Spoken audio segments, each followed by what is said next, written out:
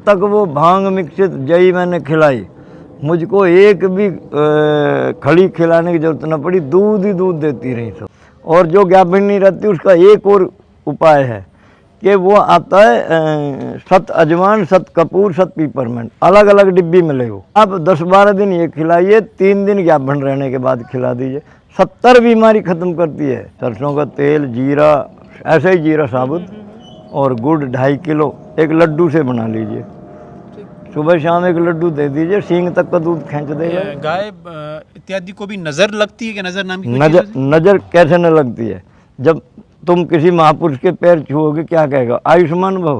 वो लगता है कि नहीं आशीर्वाद? लगता है हैं? तो फिर बद दुआ भी लगती है, बद दुआ ज़्यादा लगेगी। जैसे कि अर्जुन के 12 नाम, एक प्लेट लो, अर्जुन के 12 नाम लिखो उसमें, और उसको इधर गौशाला में उधर लटका दो। और गाय के चारों तरफ घूमने से औरा मजबूत होता है। औरा नापने के यंत्र है ना, उससे आप नापिए। औरा आदमी का आदमी नापता, औरत नापेगी तो शॉर्ट लगता है। मेरे साथ मशहूर वैद्य जीतराम शास्त्री जी हैं, नाड़ी वैद्य, और हमारे साथ दीपक जी भी हैं, जो स्वदेशी वीआईपी गौशाला के जो संचालक हैं। पूरी जिम्मेदारी इन्हीं पर है कि गायों का देखभाल, गायों की बीमारियों से रिलेटेड समस्या, संवर्धन, जी सब कुछ संरक्षण संवर्धन की जिम्मेदारी दीपक जी पर है। तो वैद्य जी, हमारा विषय आज का ये था कि जो लोग गौशाला चलाते हैं, वो सबसे बड़ी समस्या जो जूझते हैं वो बीमारियों से जूझते हैं। तो कैसे इनका रखरखाव हो, कैसे इनको बीमारियों से बचाया जाए, कैसे दूध ज़्यादा दें, इस पर हम बात करेंगे। क्यों दीपक जी, आपका क्या सवाल होंगे? सही बात है। जो भी मतलब देसी गौवंश पे काम करता है उनके लिए सबसे बड़ी दिक्कत यही रहती है कि गायों में अगर कोई प्रॉब्लम आती है तो उसको कैसे, मतलब पहले तो पहचाने कि आखिर उसको प्रॉब्लम है क्या, और अगर समझ में आ भी जाती है तो उसका सही उपचार क्या है। तो कई बार क्या होता है, हम लोग ना मतलब जो ये अंग्रेजी दवाइयाँ कहते हैं, अगर हम इसके लिए जाते हैं तो ये कहीं ना कहीं बहुत इम्पैक्ट करता है गाय की हेल्थ को। तो हम इस टाइम में सोचते हैं कि कोई हमें ऐसा कोई उपचार बताए जो हमारे आयुर्वेदिक से मिलता जुलता हो, तो हमारे लिए बहुत हेल्पफुल रहता है। जी वैद्य, तो दीपक जी ने भी अपनी समस्याएं बता दी। तो दीपक जी ने जो सवाल रखा है वो बड़ा अच्छा सवाल है। अभी एक कर्नाटक से एक फ़ोन आया कि ऐसा गुरुजी कि मेरी गाय ज्ञाभिन्न नहीं रहती थी, मैंने उसको 10-12 दिन भांग खिला दी, अरे वो ज्ञाभिन्न रहेगी। मैंने क्यों रहेगी? उसके अंदर हीट थी और हीट भांग ने दूर कर दी। भांग तो ठंडी होती है, तो इसलिए मैंने कहा मुझे एक अनुभव हो रहा है कि एक खेत में जई थी, जई से ज़्यादा भांग हो गई। तो वो नाम उसका मेरे साथ पढ़ता था, वो त्यागी का लड़का था। विशाल चंद बोला मेरे खेत में तो भांग ही भांग हो गई। अरे पागल, इसे सारे को काट के खिला। फिर वो बाद में मिला 6 महीने बाद, जब तक वो भांग मिश्रित जई मैंने खिलाई, मुझको एक भी खड़ी खिलाने की जरूरत न पड़ी, दूध ही दूध देती रही सब, दूध ही। लेकिन इस भांग पे जो भारत सरकार ने, कांग्रेस ने जो बैन लगवा दिया था, मैंने कहीं भी डॉक्टर हर्षवर्धन से बैन को हटवा दो, तो ये भांग जो है अगर 15 दिन खिला दो तो वो ज्ञापन हो जाएगा। इसका मतलब क्या हुआ? इसका मतलब ये हुआ कि हमारी जो एंटीबायोटिक चिकित्सा है, ये गाय तो ओरिजिनल प्योरिटी रखती है, उस पर सफल नहीं है, उल्टा काम करती है। जैसे कि गाँव में बहुत सारी गायें छूटी पड़ी, क्यों?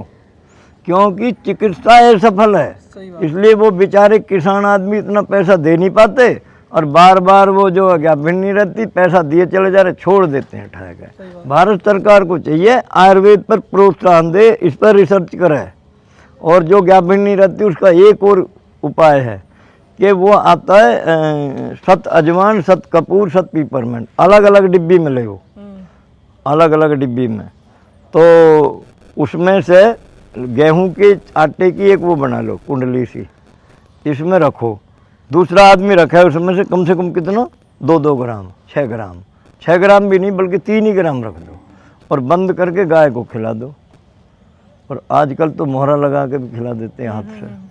तो आप 10-12 दिन ये खिलाइए, 3 दिन ज्ञापन रहने के बाद खिला दीजिए, 70 बीमारी खत्म करती है।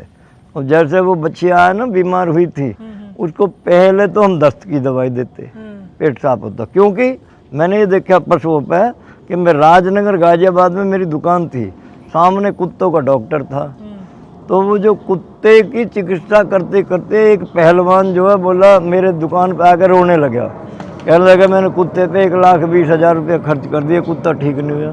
मैंने कहा उसे तो हम कर देंगे ठीक, कैसे कर दोगे? हमने कुत्ते को दस्त लगने की दवाई दे दी, 2 दिन पेट साफ हुआ, कुत्ता ठीक, फिर 1 महीने हमने और दवाई दे दी, उसे ठीक होगा। तो अक्सर जब जो एंटीबायोटिक देते हैं तो पेट खराब हो जाता है। मतलब जो भांग भी है हमारा, मतलब अगर एक कहते हैं अगर उसको एक भांग को पशुओं को जितना मिल जाए खिलाओ। खिलाओ, पाचन ठीक हो जाएगा ना। और आदमी भी खाएगा तो शुगर, आप पैंक्रियाज जैसा आकार है उसका, जैसे पैंक्रियाज है ना, ठीक वैसा ही आकार है, क्योंकि पैंक्रियाज को तो लीवर दे रहा है ना रस, ओके, और लीवर पैंक्रियाज बीटा सेल बनावेगी जब जब उसको कुछ मिलेगा, रसोईया कुछ पहुंचा रहा हो उसके पास। तो ये जो है गाय के लिए, जैसे कि गाय जाती है उसे बिनौला रख देते हैं, गुड़ रख देते हैं और सूखा बिनौला रखते हैं। तो कहने का मतलब ये पारंपरिक चिकित्साओं पर सरकार ध्यान दे। ये जो डॉक्टर हैं खामखा के पैसे लूट रहे हैं। एंटीबायोटिक तो 2020 में वैसे ही बंद करने के लिए आयोग ने कह दिया था, ये बंद हो जानी चाहिए।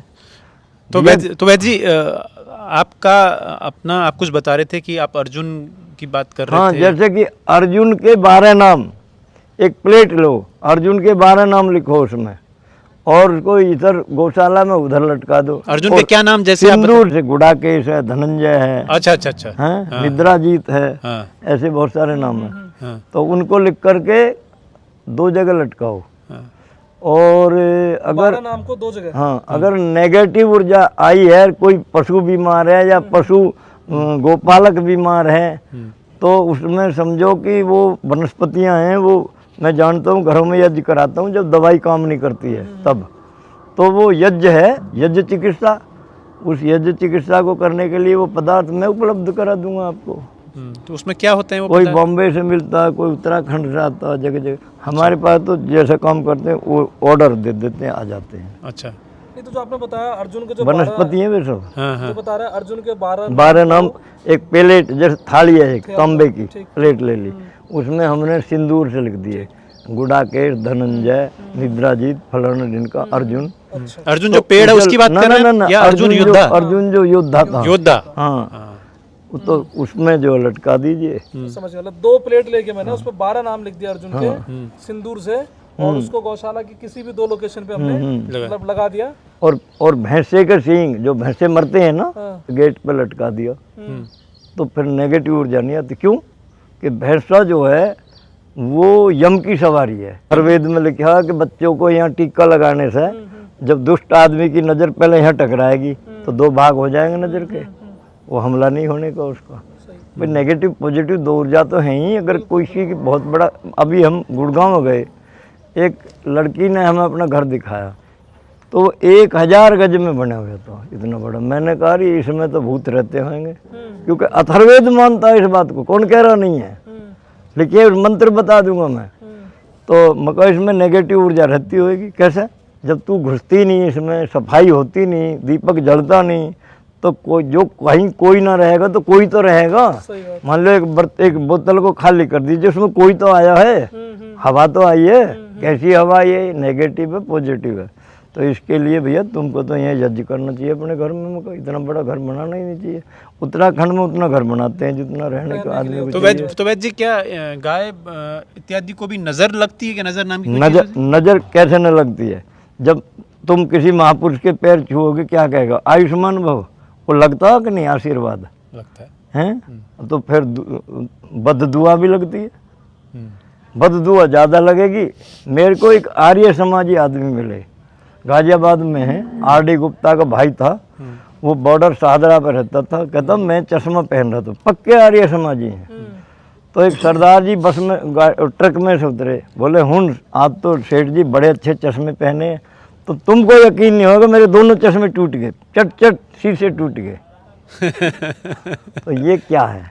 ये तो वही तो है जो हथियार कहाँ से चलते थे पहले, ये मंत्रों से, विचार से, विचार शक्ति से चलते थे। तो विचार शक्ति है ये। तो वैद्य जी, ऐसे हम थोड़ा सा आपसे जाने, क्योंकि जानकार आप हैं और जड़ी बूटियों से आप उपचार करते हैं। 5-7 कुछ ऐसी जड़ी बूटियों के नाम बताइए जो गौशाला में होने ही चाहिए और जिनसे दूध जरूर बढ़े, क्योंकि दूध नहीं बढ़ेगा तो गौशालाएं चलेंगी नहीं। ऐसी कुछ चीज़ें बताइए। दूध तो जो है भांग से भी बढ़ता है, जी।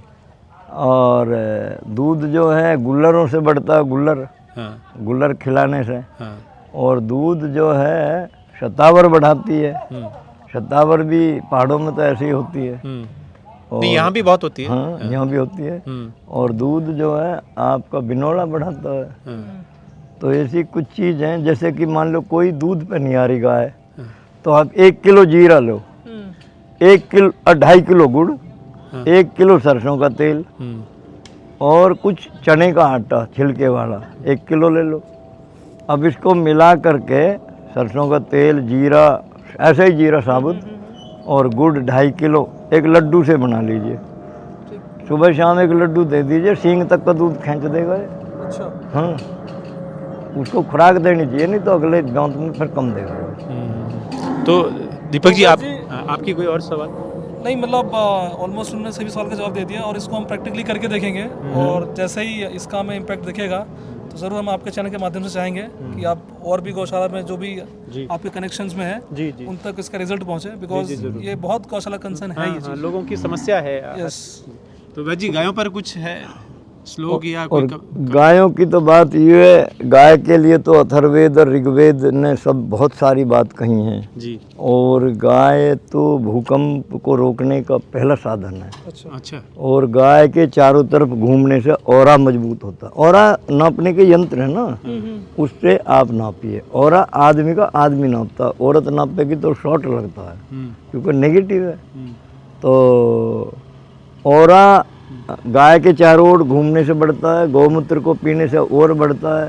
गायों के साथ रहने से जो है एक्सीडेंटल केस होने के कम चांस हैं। अच्छा, एक आखिरी सवाल मेरे को बताइए वैद्य जी कि क्या गाय को छूने से या सहलाने से कुछ अरे सुधार? गाय को 40 दिन सहला दो, खुजली भी ठीक हो जाएगी। अच्छा। गाय के रोम रोम में, देसी गाय के में गुग्गुल जैसी गंध आती है। और जो गाय पर जो खुंटा पे जो पानी छोड़ते हैं ना त्योहार को, उसका मतलब ये है कि जब हम यूं झुकेंगे तो सांस बाहर आएगा, यूं झुक ऊपर को उठेंगे तो सांस आएगा। तो इसका जो ऑरा है वो मेरे अंदर चला जाएगा। ये है उसका अर्थ, और क्या है। पूरा आपने साइंटिफिकली और आयुर्वेदिक उसको मिक्स करके दोनों चीजों को लेके बोलते हैं वैद्य जी। आजकल तो साइंस करते हैं लोग, साइंस की परिभाषा ही नहीं पढ़ाई जा रही। PhD डॉक्टर कहते, PhD की परिभाषा नहीं पढ़ाई जाती। और प्रकृति की परिभाषा नहीं पढ़ाई जाती, संस्कृति की नहीं पढ़ाई जाती। संस्कृति से सभ्यताएं कैसे बनती है वो नहीं पढ़ा। संस्कृति केवल भारत में है। अब वहाँ क्या हम कहते हैं मैया मोरी, वहाँ पे मरियम मैरी कह रहे हैं। हम कहते श्री कृष्ण कृष्ण, वे क्रिश्चियन। अब क्या गा रहे हैं वो? 17.5% लोग हिंदू हो चुके हैं। हरे कृष्णा कृष्णा कृष्णा हरे हरे, हरे रामा रामा रामा हरे हरे। ये पूरी तरह से फैल चुका है यूरोप में।